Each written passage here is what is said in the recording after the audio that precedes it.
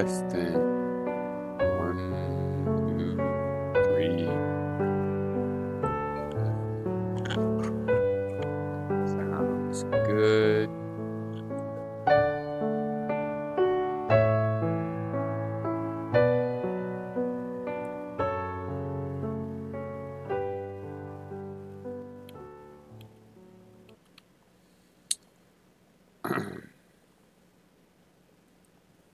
All right. Okay, so let's go.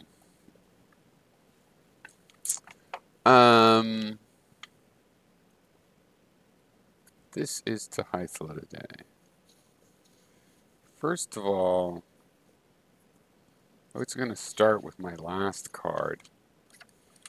Yeah, the circle. Because of this great Desmos. You'd love it. All right. The circle. Yeah, I think what you were so here's radial coordinates. R equals theta is just a spiral, right? If I times it by a constant, then it's a constant that's tighter spiral. If I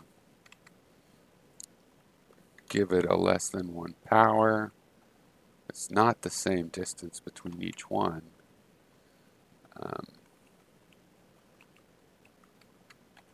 sure you know all this. Log, this is an interesting feature of this spiral. But the one you were thinking of, I think, is x squared plus y squared equals r squared. I have this r sub c. This is Cartesian. This thing can also do polar grid.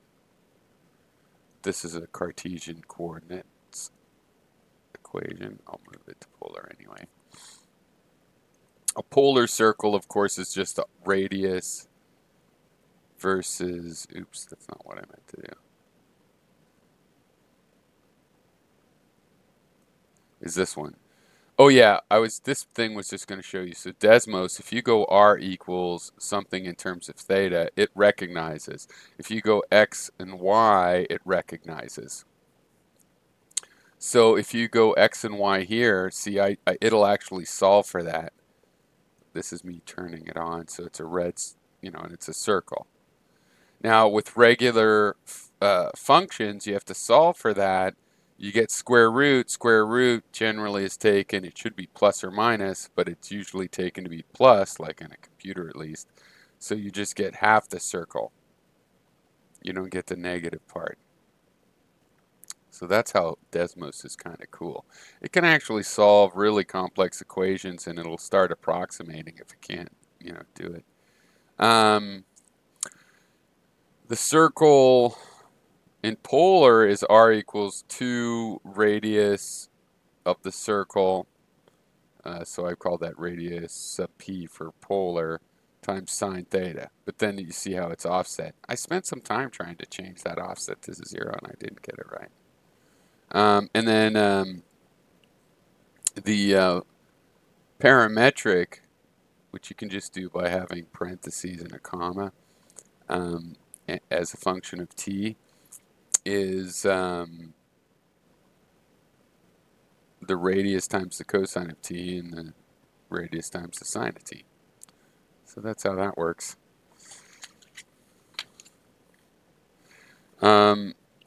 We'll get back to this, I guess. I'll put it back in the 8th place. But abstractions are approximations. When people say there's no real circle in the world,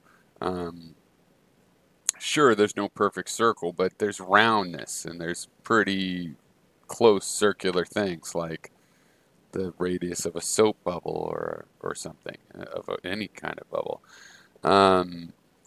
If abstractions are from the film strip, they're from the data that we get, but you're making an approximation. You can do this kind of thing where you make an approximation and you ignore the deviations from a circle, and you can define a circle just by its radius and possibly by its offset from the origin, but you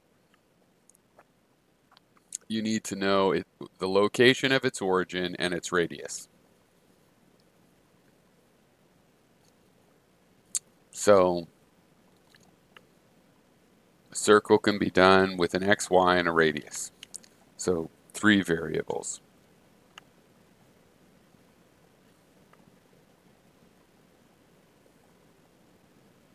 Right? No matter how you do it, polar or any other way. I mean, this one shows with just the radius, but that's because it's the offset from the origin is 0, so that turns out, forget exactly x. Probably let's do an experiment. X minus x0 and y minus y0, and then let's make sure. I don't know what that is. So let's take that away and put the 0 here.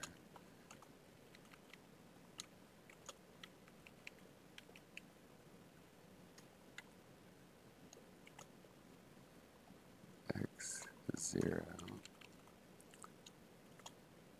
Then it offers me a couple sliders. And then,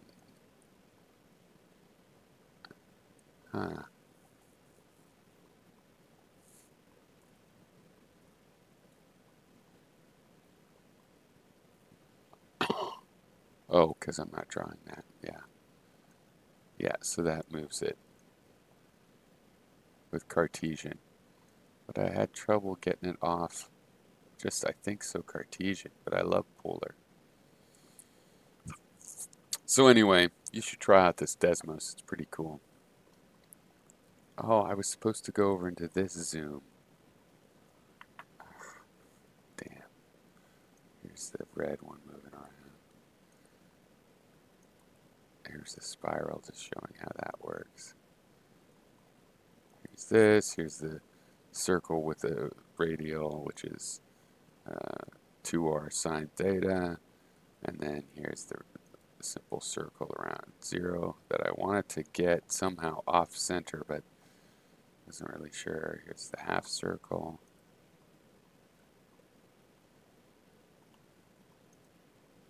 Turn this off too, or some of it. Here's the it's a whole circle that's been offset now. Here's the half circle, and here's the parametric circle.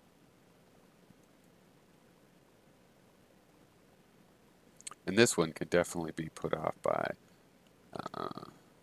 minus y0.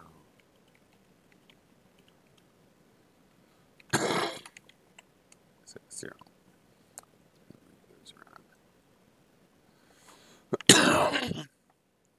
Since parametric is inherently, I should try parametric polar equations. Okay.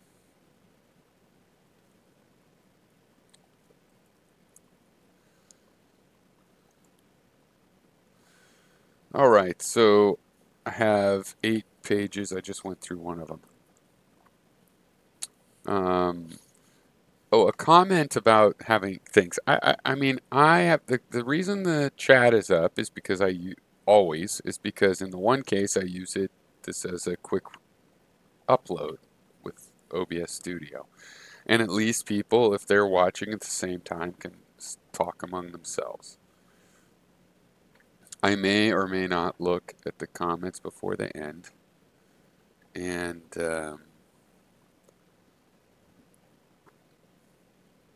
in that, if I don't, in that case, you can chat among yourselves. Sometimes I might make a video or a particular effort to go ahead and just checking the audio there. To go ahead and look at the comments. So right now I was looking at the comments. There's none. And I always forget where to look at who's watching. Watching 2 people. So I'm one of those. So one other person is watching. Yeah, you could make a comment. Okay. Now one thing I've been thinking a lot since we had our latest falling out, HYTHLODAY, about this issue of the, it's one issue, but there's different ways of putting it. You know, that lending your buddy a helping hand, wanting to correct their thought, you know, so that they could think better or whatever the idea is. And it's difficult for me to know exactly how to translate that into my way of thinking about things. And one of them maybe is just brutal honesty. Be more brutal, because, you know, when I was younger and when I was trying to convince people, um, you know, I I felt like I needed to be more gentle. I don't want to hurt people or shock them, or, you know, I do the things that are like getting a gotcha. We'll talk about that later. But, you know, I don't want to hurt somebody. When I get the gotcha feeling, I'm like, oh, but it's kind of like losing a point in soccer. It doesn't make you not want to play soccer. Like losing a point, you know, in any sport. It makes you want to try harder. You wish you'd won it, a million things. But it's kind of what the game is about, trying to find these things. You know, if you're totally honest with me and you're worried you might hurt my feelings, but you say, you know what, I'm going to tell you anyway. Here's a mistake I found of yours. If I say, oh my God, that is a mistake, then that's what I'm looking for, right? That's the meat of the situation where somebody is paying attention and correcting someone else. And, you know, I think that's a positive thing. When you're complaining that maybe I'm not trying to convince people enough, and I'm thinking, well, I don't want to use these extra things of like appealing to someone's biases or something to convince them. What I come to is that maybe it's just like a brutal honesty. Go ahead and back to when I was younger and be more brutally honest. I don't want to hurt anybody's feelings, but maybe it hurts people's feelings more when they sense that someone's like being overly sensitive about their feelings. Like if that happens to me, it's like, hey, tell me the truth. Don't think I can't take the truth. That's how I would feel. So, brutal honesty. Maybe. Um, okay, so going through, this is kind of chronological because my notes are chronological. Um, it is fine to feel guarded about things. I feel guarded. You can imagine I feel guarded. Um,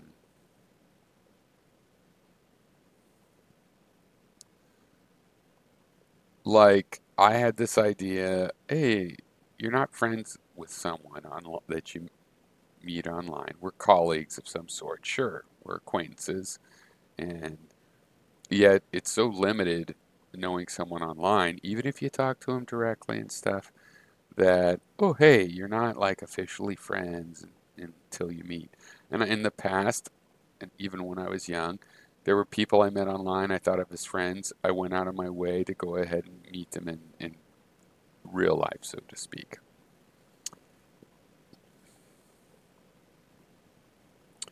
But then I was realizing, you know, specifically with you, you're in the UK. Das Spook's in Utah. God only knows what Midwestern place Barklord's going to be at. I don't even know exactly. Wisconsin or something. Chicago, I don't know. Old Fan, Chicago, and various places. You know, how am I going to go to all these places for people that I feel, you know, certainly a total friendship emotion towards? In the sense that, you know, I feel friendship towards a person. It doesn't mean that they're a perfect person or they're not annoying in some ways. Gary, Gary, or whatnot. Um, Kidding on the square. You know, and so I would like to see those, and I've seen Gary, and that's one, anyway, that's full of the thing. But, so there's multiple people, but with you, I was like, and we were talking and stuff, and I was like, this is almost like a bigotry to say, oh, you know, I can't go to the UK, so no, I'm not friends with you. I can't be friends with Conference Port, or, you know, it's like, okay, it's, you know, I'm more like, hey, it's the 21st century. This is one of the ways we have extended contact with people. So what I'm saying is you hurt my feelings. So I feel guarded as well. On the other hand, it's funny because I can easily imagine that with, you know, if I had held to my old attitude that it's like, well, you're an acquaintance, like, but you know, a really serious acquaintance, but like two professors at two different colleges, and they get into something over, you know, and they have a academic debate, good thing, for a couple years, and then, you know, maybe they get angry, maybe they have different papers and go in a different direction for a while. No big deal. This is some, you know, that's part of your story. And it's not like when a friend just cuts you off. Um, so right now I'm kind of at the point of, well, I guess I was right in the first place that it is important to see someone in person for a certain level of friendship. But I'm also still sticking with, you know, my updated version of, and yet it's friendship. I feel, you know, Das Spook and I feel we're friends. Conference reports a little bit absent at the moment, you know, because I have an online connection and whatever he's doing online, but it would be a friend. Casino McCool's gone. I don't know, but I certainly have a friendly attitude. And so friendliness has, you know, continued to stay in this space that I used to keep friendness out of. There's a lot of positive things in the world besides being a friend, right? So it's not negative to say, but it's not a friendship unless. Um, but I don't say that anymore. It can be a friendship. So I feel guarded because of the particular points that, no, not particular point. Well, you know, because um, on the level of being able to discuss things, I would think there would, you know, be like some chance of a further or private conversation. So I'm kind of reverting to, look, we're a kind of colleague. You're interesting uh, to talk to, not because I agree with you, but because you're at least being creating as apt as possible for you, you know, ideas on the subject, and the subject is of interest to me. Now, with the gotcha moment, which I think is related, um, uh, to be honest, I think this is one of the reasons that people seem to keep a big space, and I think evidently I have some sort of a reputation that I can't understand what it is, but it's out there because I see the effects of it, and I think it has to do with these gotcha moments. Because like convincing, as with the issue of trying to convince, I'm not trying to do a gotcha, except that since I'm trying to find these logical things that show your anybody's approach is in error, that is functionally equivalent to doing a gotcha, right? And I'm trying to do that, so it's functionally equivalent to trying to do a gotcha, and so I am doing these, and then people experience these, and they have all the emotions they have when they get caught, and to me, I innocently misunderstand because I want to get caught in the sense that go ahead and catch me. If I agree that you caught me, I'll be happy to go, okay, great. You know what? I got to switch this around. I'll switch it around and you'll be frustrated because I still won't agree with you. I'll just have switched it around to avoid the gotcha. And other people are just like, obviously you're going for me and you are an enemy because you're trying to get me. And I have this disconnect with them because, as you rightly said, it's not like I'm neurotypical, even though evidently I'm undiagnosable, which in a way is the worst diagnosis. All right, we're going to talk about the amoeba being conscious for a lot. Now, the way I see it, this is a gradient issue, and I don't understand what's so hard. This is not like the Earth is flat, like, hey, I think the Earth is round. Well, I think it's half round.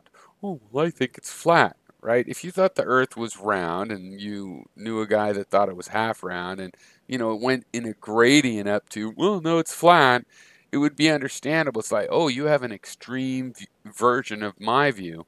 And that's how I think it is with consciousness and animals or creatures or living things. Like, do you think it's just humans? That's a theory people have had. Most people now don't think that. It's like, no, it's also bird. I mean, it's yeah, birds, dogs, cats, all the mammals.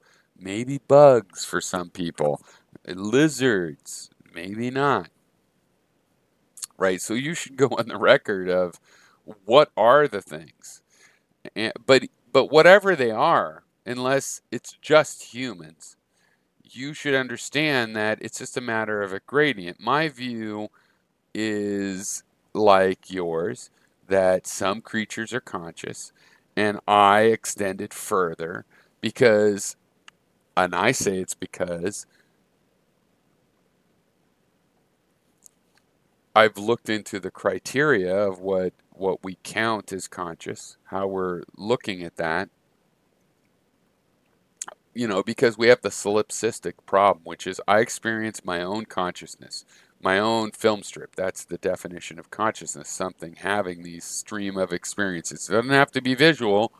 It could be all smells or, but probably it's emotions and various kind of, with perceptions, the categorization's a little loose, but, we definitely have sense perceptions, which is basically those we think are kind of reliable, purely informational. Emotional perceptions, where we perceive these emotions, which is more ephemeral, like, where's that come from?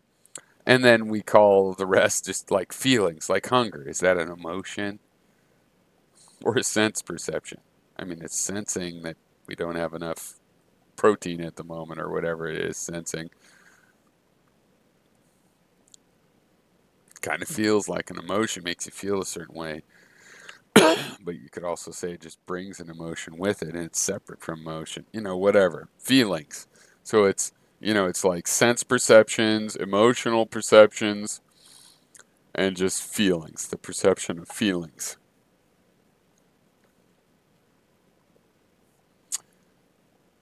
For other life forms, they have different sense organs. They might have vision but are colorblind, or the bugs have weird kind of compound eyes, and so their visual information exists, but it's probably different from how ours is and whatnot. And the fact that I would say that stretches throughout the living kingdom, to me, should not make somebody think, well, what about dominoes then? That's a good example. In your system, a string of dominoes would be conscious. You don't even say probably. You act like that's what my position says. And it's like, well, that's not what I think it says. Like, I think that's not that it's easy, a kindergartner, but a scientist and you and me as a mature adults, we can tell the difference. And we should be talking about, well, what is the difference? For example, you want to talk about what's alive and not, and you bring up viruses. Yes, that's totally fair. That's way more fair than bringing up dominoes as possibly conscious. So you had brought up this phrase of assuming that the two-slit experiment has been done. Gary, of course, says that it hasn't been done, and you came across to me at that point, at this point in this video, of maybe you have sympathy with that. And I just wanted to use this moment to say that if you don't think the two-slit was done. It's not a matter of assumption. This can be checked. Scientific stuff is peer-reviewed and published. You can check. It has been done. If you think that it hasn't been done, you're the flat earther. You would have to say that the people that say it's been done are lying, and the people that checked that it actually had been done are lying. That would make you the flat earther. So here's the brutal honesty about that, is that all of this stuff, you and Gary pointing at me as some phantasmagorical and then pissing all over scientists, and in Gary's case, and maybe yours, but definitely in Gary's case, saying things that in order to be true, the scientists are in a big sham. They've been lying about measurements and everything else and what they've done.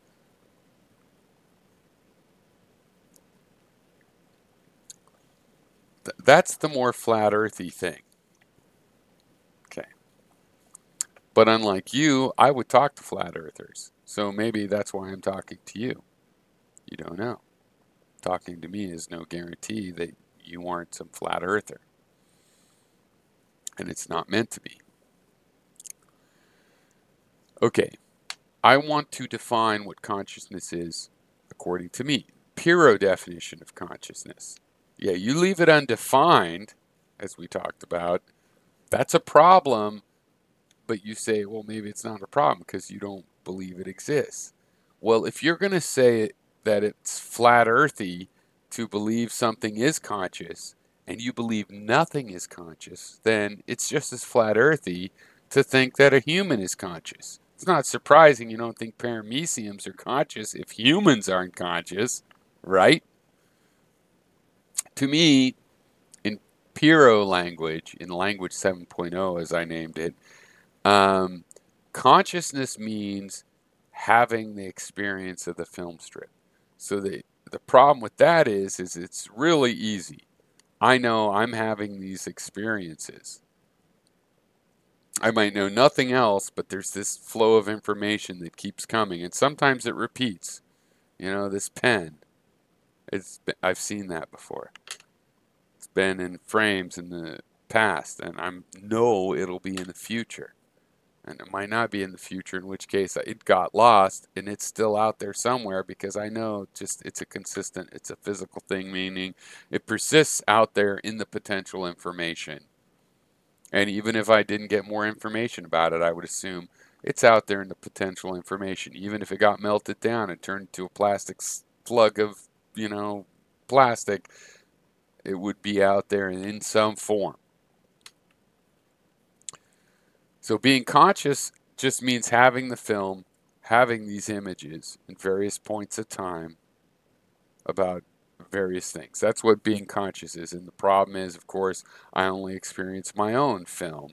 And I'm just guessing you have one because of your behavior, plus because we have such genetic similarity. How we came about and the mechanism, the material mechanism of my body is so similar to yours, and all its programming and appearance of the behavior, the features of its behavior and the features of its just morphology, that, I've decided that, I'm pretty sure you also have the film happening. And I happen to think, mammals have that. We share body language and kind of communicate some sense of emotion between humans, and the same between other animals.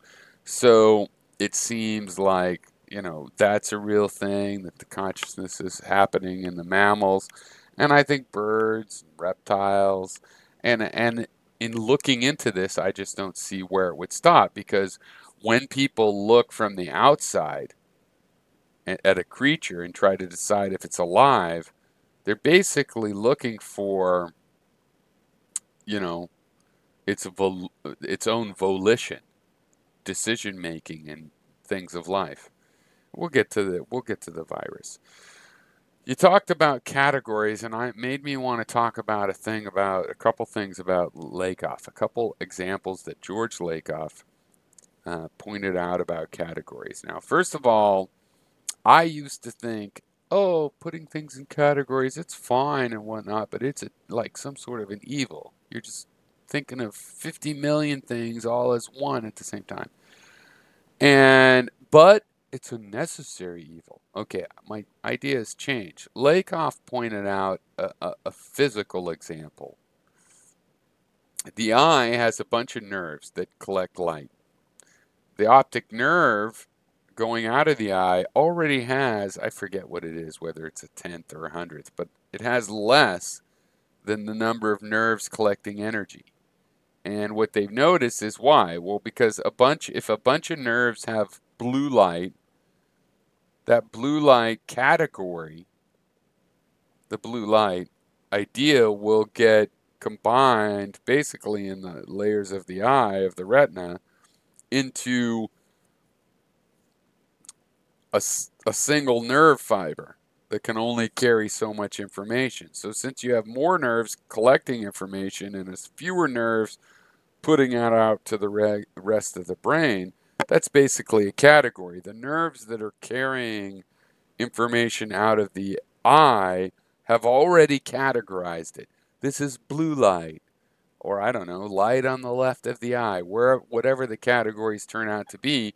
It's less information, it's an abstraction where you approximate, where you say, look, there's all these data points, it's not a perfect circle, but it's so close to a circle, I can accurately and aptly, A-P-T, that's an important word, aptly think of it as just three numbers, X and Y of the center and the radius,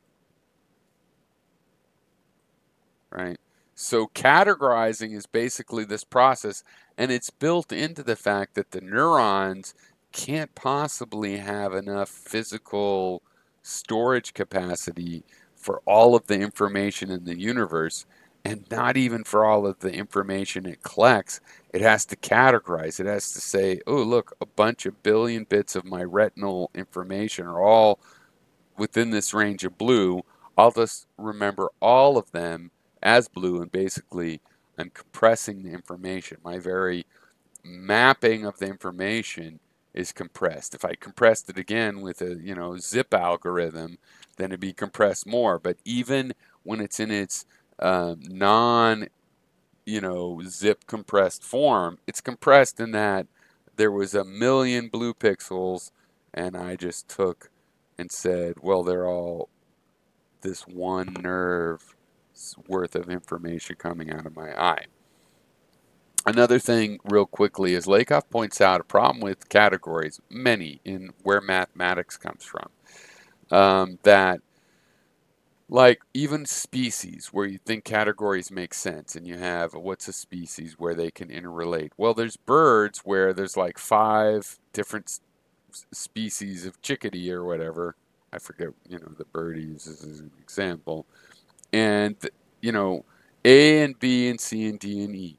A and B can mate, B and C can mate, C and D can mate, and D and E can mate. But A and E cannot mate. So it's like, okay, commutativity fails there in the real world. As you were saying again, these principles don't apply 100% in the real world. So categories do fail. This is going to come up again later. But categories are really useful for doing certain kinds of calculations, certain kinds of ideas. But yes, they're all approximations. In terms of what's alive, to come back to that, a scientist can tell the difference, right? You and I can do pretty good at telling the difference. We all fail at certain points, like a virus. Is it alive? Yeah, it actually helps my position that they say it's not alive. It's not conscious. To me, though, the real thing is, well, when it's out in the seed spore form and it's not doing anything, it doesn't behave conscious, it's in a suspended animation, it's not alive actually. Then it gets in a cell and it starts doing things, and then it seems to be alive, and so it would have a consciousness, but it's part of the consciousness of the cell, and in fact can be incorporated, become a part of the cell, like mitochondria or whatever. So it's a partial but consciousness, but then a lot of we're billions of cells that are conscious. The cells inside of us would be conscious, so obviously there's a way to compose a bigger consciousness out of smaller ones, whatever it is. But I also wanted to point out this idea over here that I have of extension and intention. This is important. Extension is the reference of the words, and intention is the idea. So we talk about what's alive. Where we've been really, really good is our extension. When people look, scientists look, and humans at pond scum and stuff, we see little things in there. It's like they're little bits of fluff floating around with the current and the heat waves and stuff, the convection, I mean,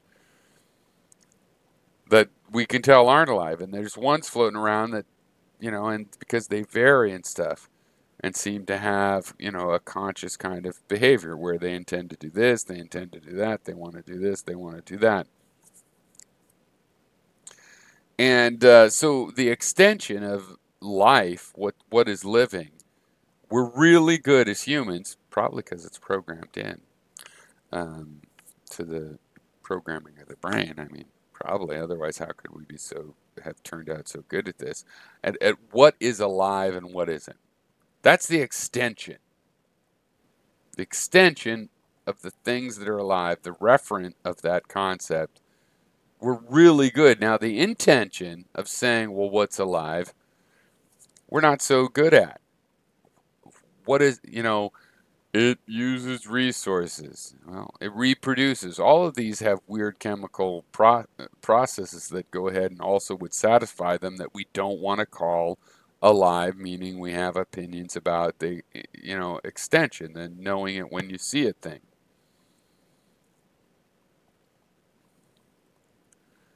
So it's like love. There's a lot, even if you think love is impossible to define, there's a lot of examples that most people would go, yeah, that's love. Doing that is a sign of the person loved the other person. But the intention of describing it in a dictionary definition where you can analytically identify it, that's difficult. There's a lot of words like that. And the thing is, all words, even the easy ones to describe, like dog, start as an extension, and in their intentional form, you start to see how there's even problems with the extension, like I was saying. Like, well, is a dog, what about a hyena and coyote and a fox? So intention and extension is how you sort this stuff all out, HYTHLODAY. The extension, possible different sense. What counts as conscious? Just humans, or the mammals, or the greater animals, like mammals, birds, and reptiles, or everything above insects, or everything living, or everything above a virus, or everything. There's a lot of different, possibilities. Now, I just want to point out something you have to admit, which is in the case of a virus, it's difficult to say, wait, do I want to count that in the extension? And when you use the intention, it's still difficult, but it actually helps you build a better intention. Like, if a human being could be put into this suspended animation thing, would they be alive while they were in it? Well, if so, then probably viruses are alive because they're basically in a suspended animation. They don't have everything they need to be a cell. What they do is they get into another cell and then they kind of wake up and become active and really take over that cell as if it was their thing. Oh, Tyne Sansom says, plus the fact is 99.9% space. Yes. So a virus, it's difficult to tell. And with a domino, it's easy. Not kindergartners. I'm talking about adults and scientists. You and me and scientists. The scientists can tell really good But you and me actually can tell this as well. We're pretty much just as well on that. We're not as well informed about all the different examples of life, but I think we pretty much just as well understand the vagueness that comes in with viruses and the clarity of dominoes not really being in the game, right? And that the definition is arbitrary is like, yeah, a living thing has to choose it. And in skepticism, we say, yeah, I mean, it's definitely arbitrary, but it's also motivated, right? Like whether I use Cartesian coordinates or polar coordinates. It's arbitrary, but it's motivated. Like I'm going to do whatever is easiest in that situation, which, means that my solution is going to be apt. It's going to apply and be apt, meaning it's going to make predictions.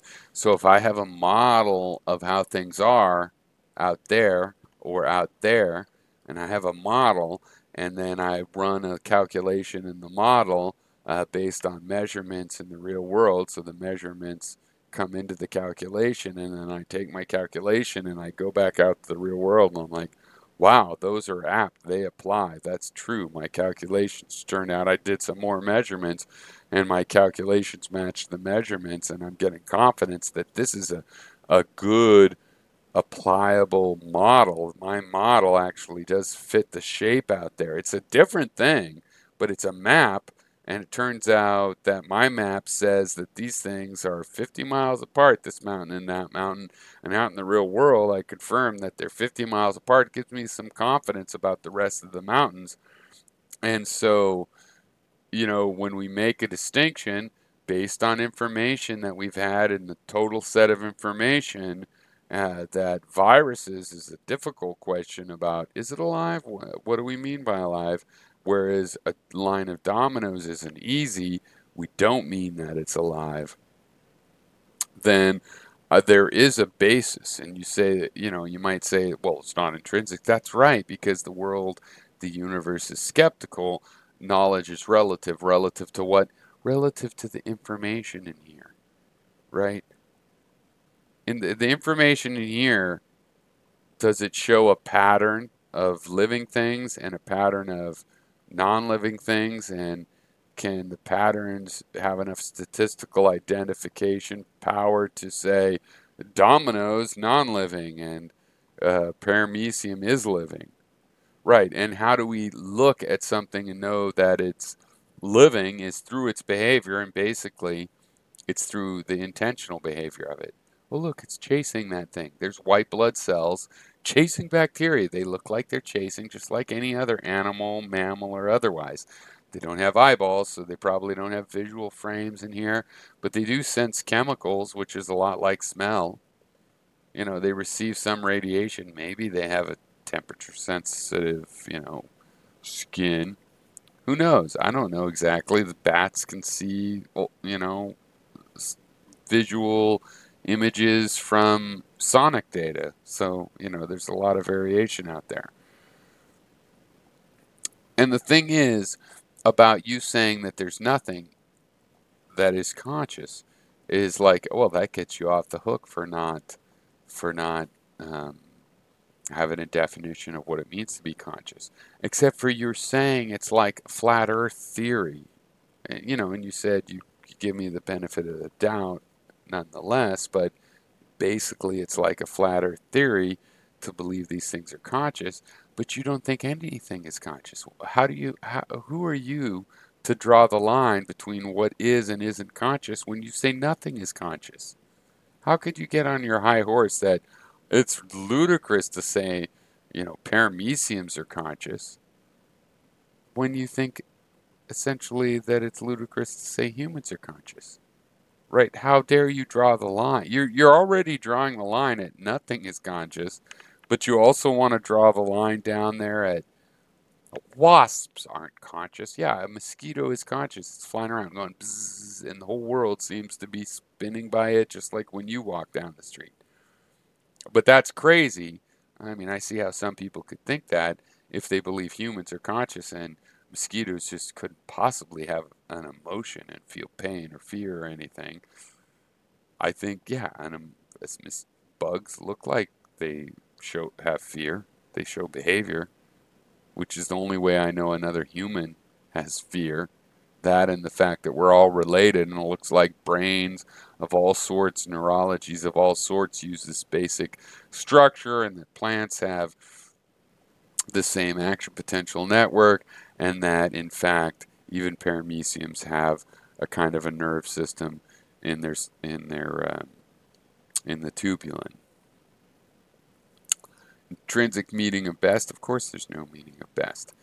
I, on the other hand, do have an opinion, a invented meaning of what I think is best. Is it really best for me? That's a different thing that would go through time. So sure, it's multidimensional, the idea of what I think is best, and then later on what I would judge was best after I get to collect data. But anyway, it's not confusing. When I use the word best, I'm talking about what I think is best. You said to exist means to say a thing exists means to say it has a place in space and has a position. Okay. I think to say something exists, here's how it works. We know nothing, but this information keeps flowing. As it keeps flowing, there's all this information in it. We start drawing conclusions from the information, but as a philosopher, I just want to go back to the fact that there even is information. To me, the fact that something exists means it appears in this information. Now, if it's a unicorn, you can tell from the information it's not a physical thing like this pen that keeps always showing up. I can go get it, check it, and take a photograph, show it to someone else and all that. A unicorn isn't like that. It's just in your head. You can tell that from the information in the film strip. My life experience tells me that unicorns and, leprechauns and whatnot, that you might catch a glimpse of one, but it's just in your head. It's not like this pen that's double checkable, triple checkable, quadruple checkable. But does it mean it has a position? Well, that's a deduction. The idea of space and position comes from analyzing all these. These frames, not all of them, but many of them are correlatable. And what we think of as physical objects, it turns out that with this theory of space, that if something can be placed in space, and it can be placed in time, and not just the past and the current moment, but also in the future time, like I said in a previous video, that this pen would be here. Well, not a previous video, earlier in this video, I guess. Maybe both. That's what makes this more consistent than this unicorn thing. So the unicorn exists, but it's just an idea. How do I know? Well, because of the consistency of it compared to things like the pen, right? Does it have a position? Well, what about when I dream at night and there's a person in my dream? Does it have a position? Well, relative to my perspective, but what about in real life? I don't know. I think position is actually a second level concept. Space is a second level concept. Force, cause, and effect, all of these. The first concept is just that this shit's happening, and there are patterns where things seem to be, related. This frame seems to be related to that frame. The old, pen 20 minutes ago seems related to the current pen right now. So that's Craig existence, is that, fuck, I said my real name again. Pyrrho, that's my real name, Pyrrho. Craig's my given name, my parents. Anyway, I'd say to exist means it's in here somewhere, whether it has a position or not. Like my hunger or my feeling of sadness or happiness. I'm not sure if they have position. I think they do. The position is in the brain or something, but I'm not as ready to claim they have a position as I am. What was that?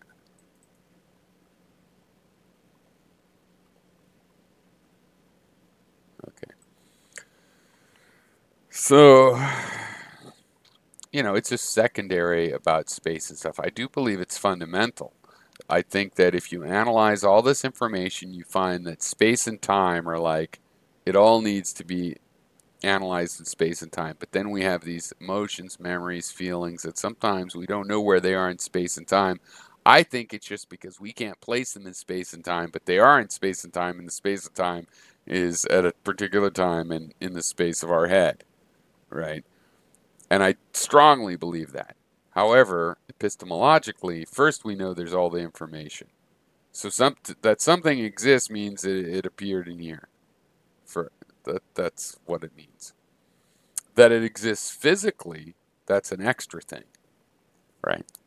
And a lot of important things, we don't know about them existing physically. I think so, physically in the brain. You think the same thing, I think physically in the brain. But then sometimes we get confused and we talk about abstractions as if they're not physical.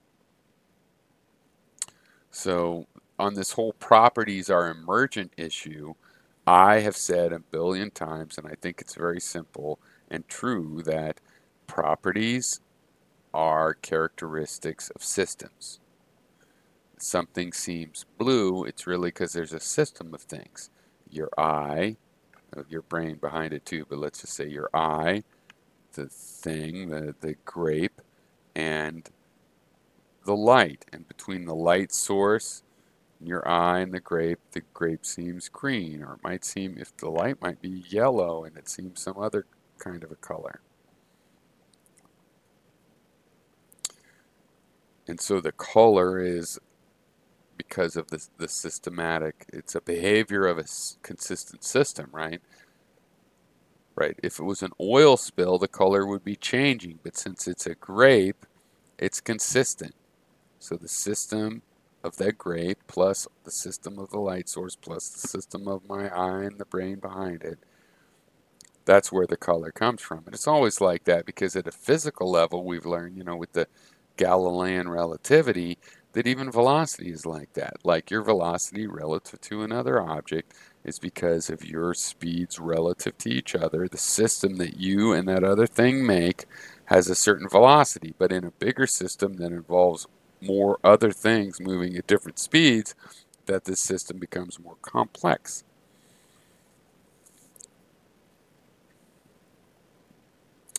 So when we have problems like living things behave a certain way, they go after food and they divide, versus they have a certain characteristic that you can see inside them, like they have DNA. I think this is solved through the extension, the extension and the intention. Right? It's through identify, in the case of life, what would we want to call it? Alive. I mean, go ahead with all the analytic information you have. It's like, would you want to call a virus alive when it's kind of in suspended animation till it invades a cell and it comes alive? And now when it's alive, it's inside another cell, and that other cell is alive. Is it a part of that other cell's life, or is it its own life within that other cell? Right? Do you want to? Now, I want to say, well, when it's in there, it's its own life. It can be absorbed, and this is the fungibility of life and consciousness, like the mitochondria evidently was. It can be absorbed and become a part of the cell's life. So another way of putting it is, of course it's part of the cell's life, but since it has its own idea of what it wants to do, and it's going to actually fuck up and kill that cell, we will call that an alien life form. Why? Because it was at odds with the cell. If it comes in like the mitochondria and is a little energy factory and says, hey, I'll share my energy. I'm not going to kill you. I'm going to give you extra energy. Why? Because I'm going to live too. Then we would say it was part of the cell. Just like if somebody comes into a society and cooperates and helps the society, we'd say, hey, you're a part of the society. And if they come in and try to undermine the society, we'd say, hey, you're undermining, you're an enemy of the society. Same thing with the virus. Is it alive? I would actually tend to say that it is alive, but living things can go into suspended animation, like a seed, right? Like, forget the virus. A virus is like a seed. Is the seed alive? Well, as we usually would call a seed alive, as long as it's still able to germinate. So the fact that it's in suspended animation and its living potential is not being spent because the time isn't detected to be right doesn't make it not alive. That's my own particular view. I totally acknowledge why and the validity of the controversy about whether they should be counted as alive. But it's just funny because by my definition of being able to tell the behavior of a living thing through its intentionality more than its splitting in two and stuff, that the virus is the reason it's vague whether it's alive is because when it's out in regular space, it doesn't look alive, and when it's inside another cell, it looks alive. So I would just say, well, it's alive once it wakes up, once it gets, its moisture and stuff. So, of course, the definitions are so-called arbitrary, but like as Lakoff would say, they're motivated. One definition works for a certain application, and you can test whether it's apt or not by, in a psychological theory, if you apply it, did you successfully understand, figure out, or predict how people were going to behave? If you did, then okay, it's working better. And if you can do better, you can test. Oh, now it's even working better. So you talk about labeling things, and that's the point of this extension idea, this top extension idea up here, is that it's just things that are labeled. And then the intention is trying to get behind the label, like describe what should get labeled that way. So yeah, things can just be labeled. Or we have a pattern recognition. We have a bunch of information coming through. There's patterns in it. We have a pattern recognition machine that's so delicate to patterns it does apophenia and detects patterns where later on we go, that wasn't a real pattern, because it's looking for patterns, finds a pattern of a group of things, it can label it well before there's any analytic definition of like, well, what should go in that group. And life is like that. We've been in love. We have lots more examples of what counts as love than any definition, intentional definition of love. And that happened with life. We found all these things that were alive before we discovered DNA, and then we found out they've all got DNA in them. Weird.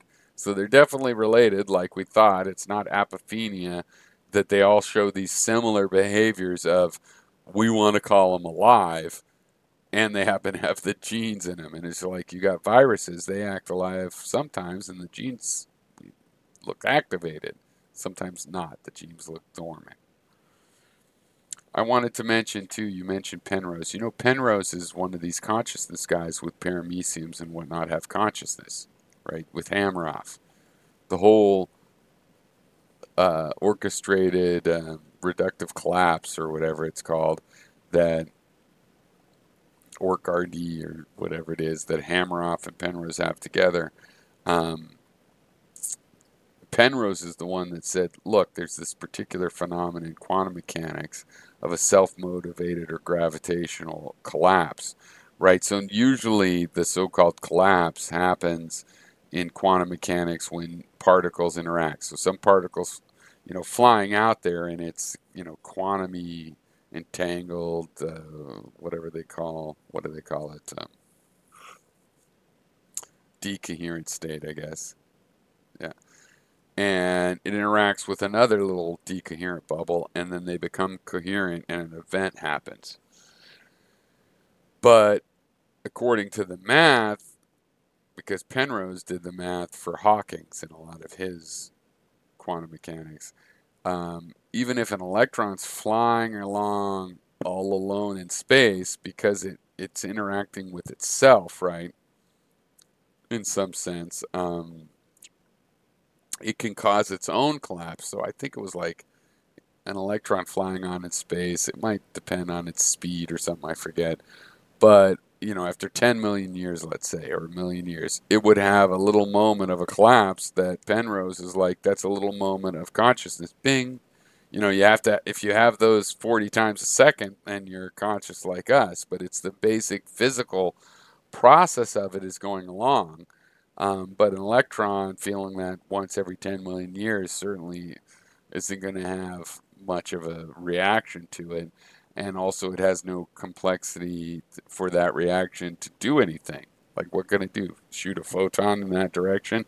a complicated multi-cell creature like us, there's things we can do from that collapse when it's orchestrated among, a large amount of mass. That's Penrose's idea. Just bringing that up. Penrose. I mean, Penrose is pretty cool. Penrose tiling is one of the coolest geometrical things ever. He is definitely a super genius in that regard. Doesn't mean he's right in everything, just like Chomsky. So you brought up spirituality. I just want to tell you real quickly, pyrrho spirituality, my definition, this is a perfect example of where, yeah, my definition's different because everybody else's definition's so screwed up, and this metaphysics stuff, that's bullshit. We need spirituality. Why? Pyrrho spirituality, the definition is the word spirit comes from the word for breath. It's about things that are living. It's that consciousness definition. Etymologically in history, things are said to have spirit when they're breathing, when they're alive. Spirituality, materialistic spirituality, doesn't need metaphysics. It's a philosophy of living things. Living things do exist. You don't need a metaphysical realm to have living things. So spirituality, I believe, is the philosophy of what it is to be a living thing. And then as a living thing, your philosophy of other living things. How to deal with other living things. And why deal with the issue of spirituality is because this is a very important question. How to deal with other living things. Other living things are the things that are creating meaning in the universe. And so by respecting their meaning, we can respect meaning in the universe in general. The stone, if it has a meaning, seems very esoteric. I don't know. It seems perfectly fine if I throw it, at a cliff or into the water or for my dog or whatever. Whereas living things, if I picked up a squirrel and threw it for my dog and stuff, that would have a different meaning.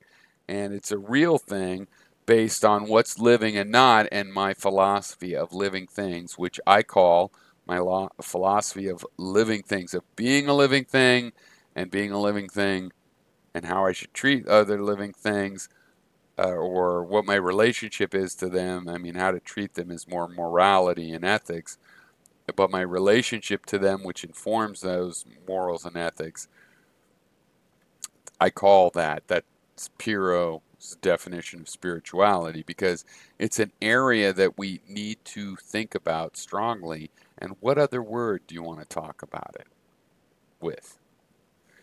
I prefer spirituality and its relationship to morality and ethics, which I think is actually well known.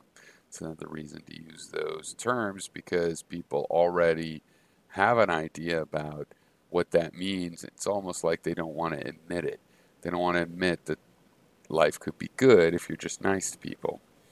So that basically, that segues into my idea of the abstraction through material. As I said, the abstraction is really just ignoring certain details. That's an abstraction. It's not like abstractions aren't real. Abstractions all come from here. An abstraction of cause and effect or anything else is because we've noticed, wow, so many of these frames seem to lead to the next frame. So let's call that cause and effect. Well, cause and effect in what case? Well, once I saw a hammer fall, once I saw a rain fall, and this is what happened, and then this is what happened from those things. All these different causes called all these. So it's like ignoring whether it was rainfall, ignoring whether it was tripping, ignoring whether it was something you said, and just saying, oh, something that happens causes something else that happens. It's ignoring. That's an abstraction. And so it all comes from the material, which isn't these physical bits of stuff you think. That's a theory. It's whatever's in here. Now, what's in here seems to be stuff located in space. So I'm all on board with that theory. That's why I'm a materialist, because I think this shows everything is stuff located in space. The things that happen that seem not located in space, like my emotion or my memory or my sadness or my happiness, they're actually located in the space of my brain, and the basic truth is that all things are located in space and time. And so, yeah, I agree with you. That's physical. That's not what it means to exist. It means what it means to be physical, because illusions that are located physically in your brain, they also exist, But the physical part is your brain and what's going on in your brain, right? So that's what it means to be physical. We start with the data, and the ontology is whatever's in the film strip, and it's very non-minimal. It's not some set of 3 axioms. It's all the shit. It's color and sound and texture and flavor and smell, right? And the feeling of hunger and the fact that there's a bunch of kinds of a whole spectrum of feelings of hunger and pain and sadness and happiness, all the emotions and every part non-minimal. That's what we start with. Oh, I want to start with the axioms of algebra. Well, too bad. As a living creature, you just start with this constant parade of information, even as a baby. That's like, stop! I can't keep up with it. It's just coming anyway, whether you cause stress. And what's in it? Well, it depends on how you break it down. There's obviously many ways to break it down. Being a Western person, I might state a few of the things that I have broken down from it that I probably didn't invent myself, like the concept of I. There's a thing having this. That's the I. Time. The fact that there's this frame and they're separated and one was before the other. Time. Qualia, like colors and tone and texture, right? Or hunger, feeling the qualia of it. That comes from here. Color is because if I was blind, I wouldn't have the concept of color in my ontology. So it's a pretty complex ontology. It also includes space. Now that's an abstraction, ignoring the fact that the pen is here is different from the cards are here.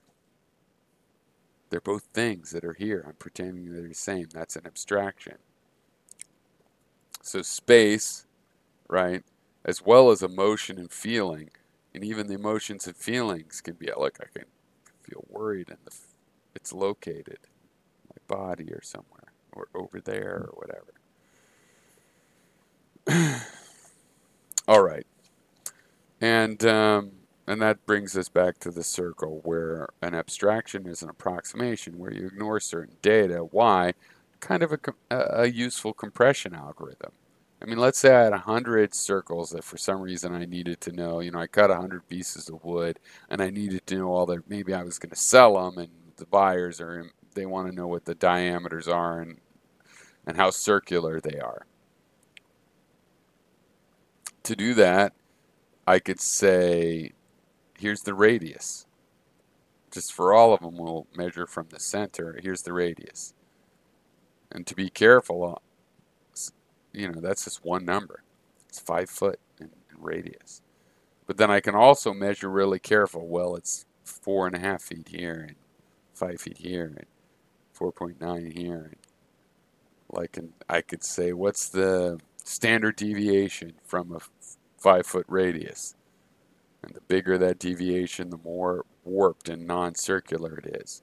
So relative to circular, I can tell you the shape of a real thing that's non-circular. I can characterize it and give you an idea of, well, how circular it is and what its average radius is and what its minimum radius is, so that if you want to just put it on a lathe and get this perfectly circular thing that you want, is its minimum radius big enough?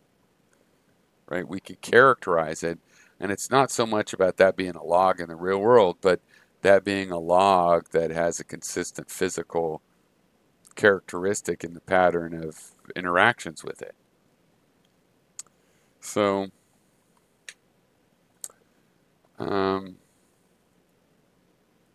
yeah, take care.